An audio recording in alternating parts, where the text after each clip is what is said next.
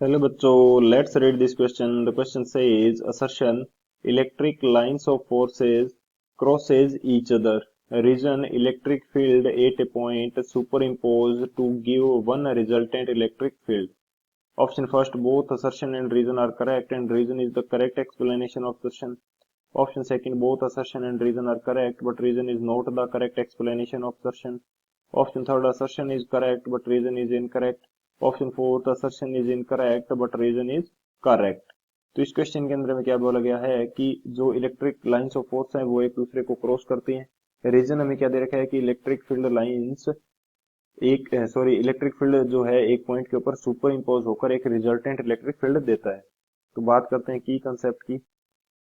की कंसेप्ट के अंदर हमें एक की कंसेप्ट ये देखना होगा कि जो इलेक्ट्रिक फील्ड लाइंस हैं वो कभी भी एक दूसरे को इंटरसेक्ट नहीं करती। यदि वो इंटरसेक्ट करेंगी तो उस पॉइंट के ऊपर इलेक्ट्रिक फील्ड की दो डायरेक्शन हो जाएंगी जो कि पॉसिबल नहीं है।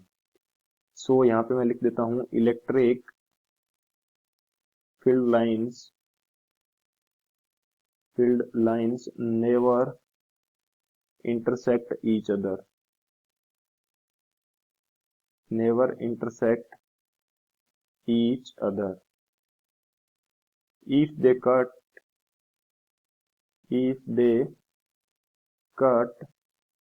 there will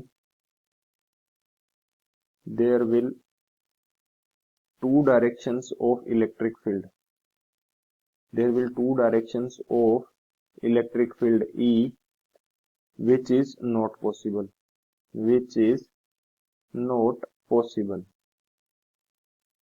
सो एक तो की कंसेप्ट हमारे पास ये रहेगा। यदि मैं बात करता हूं कि एक इलेक्ट्रिक फील्ड लाइन मेरे पास ये है एंड एक इलेक्ट्रिक फील्ड लाइन ये है, E1 में बोल देता हूं ई बोल देता हूं दोनों फील्ड लाइंस को। तो यदि ये क्रॉस करेंगी तो इलेक्ट्रिक फील्ड लाइन के किसी भी पॉइंट के ऊपर जो टेंजेंट खींचेंगे वो हमारे पास ड्रॉ करती है इलेक्ट्रिक फील्ड की डायरेक्शन को। या बेसिकली मैं बात करता हूं कि ये जो फील्ड लाइंस है ये खुद ही इलेक्ट्रिक फील्ड की डायरेक्शन को शो करती है। सो यहाँ पे दो डायरेक्शन होंगी इलेक्ट्रिक फील्ड की जो कि पॉसिबल नहीं है। सो ये एक दूसरे को क्रॉस नहीं करेंगी। एक तो की कंसेप्ट हमारे पास ये हो जाता है। सेकेंडली प्रिंसिपल ऑफ सुपरपोजिशन की बात करते हैं। Principle of superposition, principle of superposition.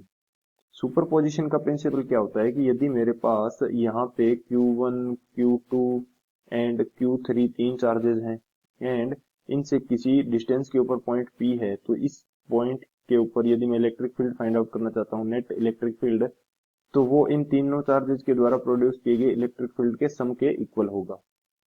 E1, E2 plus E3 के द्वारा जो इलेक्ट्रिक फील्ड प्रोड्यूस किया जाएगा इसके सम के इक्वल होगा नेट इलेक्ट्रिक फील्ड। इसको बोलते हैं प्रिंसिपल ऑफ सुपरपोजिशन। E1 यहाँ पे मैं क्या एज्यूम कर रहा हूँ कि जो चार्ज Q1 है उसके द्वारा प्रोड्यूस किया गया इलेक्ट्रिक फील्ड है, इसी तरह से E2 and E3 charge Q2 and Q3 द्वारा प्रोड्यूस किए जा रहे हैं। सो ये हमारे पास रहेगा प्रिंसिपल ऑफ सुपरपोजिशन। इन दोनों की कंसेप्ट की हेल्प से इस क्वेश्चन को सॉल्व करते हैं। यहाँ यदि बात की जाए सॉल्यूशन की, तो हमें असर्शन के अंदर क्या दे रखा है कि जो इलेक्ट्रिक फील्ड लाइंस हैं या इलेक्ट्रिक फोर्स लाइंस एक दूसरे को क्रॉस करती हैं। तो अकॉर्डिंग टू की कंसेप्ट यदि वो क्रॉस करेंगी तो हमारे पास इलेक्ट्रिक फील्ड की दो डायरेक्शंस हो जाएंगी जो कि पॉसिबल नहीं है। तो असर्शन हमारा क्या हो जाएगा, इनकरेक्ट हो जाएगा। रीजन जो हमें दे रखा है कि किसी पॉइंट के ऊपर यदि net electric field find out करना है तो नेट इलेक्ट्रिक फील्ड क्या करेगा, सुपर इम्पोज होकर एक रिजल्टेंट इलेक्ट्रिक फील्ड मिलेगा जो कि नेट इलेक्ट्रिक फील्ड होगा। सो ये प्रिंसिपल ऑफ सुपरपोजिशन होता है। ये हमने सेकंड की कंसेप्ट के अंदर डिस्कस कर लिया है। तो ये हमारे पास जो रीजन है ये करेक्ट हो जाएगा। तो असर्शन हमारा इनकरेक्ट है, रीजन हमारा करेक्ट है, तो कौन सा ऑप्शन यहाँ से करेक्ट होगा, जो फोर्थ ऑप्शन है assertion is incorrect and reason is correct. So option D is the final answer. I hope you understood it well. Best of luck. Thank you.